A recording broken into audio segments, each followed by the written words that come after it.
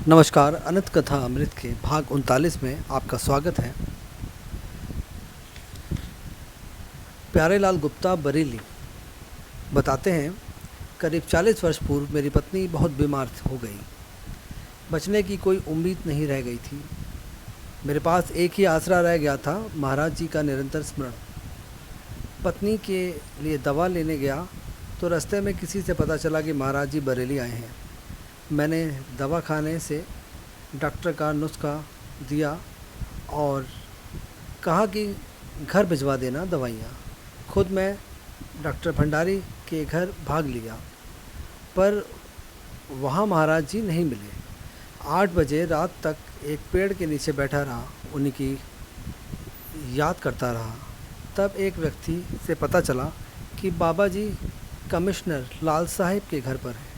मैं भी रिक्शे से वहीं पहुंच गया, परंतु चपरासी ने भीतर नहीं जाने दिया। मैं बाहर ही महाराज जी को दीनता से पुकारता रहा अंतर में, और तभी महाराज जी बाहर निकल आए। मेरी अर्थ पुकार सुनकर कहा, रिक्शा ला, तेरे घर चलते हैं। लाल साहब ने लाख कहा, पर महाराज जी उनकी कार में नहीं बैठे, रिक्शे में ही हम घर आ गए।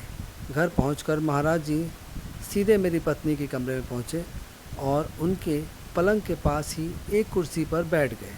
तभी उन्होंने अपने चरण उठाकर पलंग पर रख दिए। पत्नी ने प्रयास कर किसी तरह अपना सिर उठाकर चरणों में माथा छुआ दिया और साथ ही उनकी रही सही नब्ज़ भी छूट गई। मेरे पिता और बेटे हाहाकार कर रो उठे और बाबा जी चिल्लाकर बोले, नहीं, मरी नहीं है, आनंद में है। और ऐसा कह पत्नी के गाल पर चपत मारी। आधे घंटे के भीतर नब्ज़ वापस आ गई। तब 10:30 बजे रात बाबा जी ने हिमालय कंबल मांगा।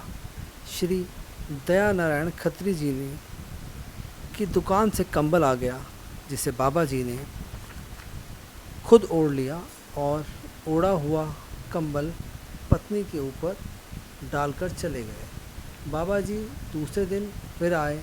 पत्नी की नब्ज़ उनके चरण छूते ही फिर छूट गई। तब महाराज जी बोले, भाई हमें बहुत परेशान करती है, हमें बैठना पड़ जाता है।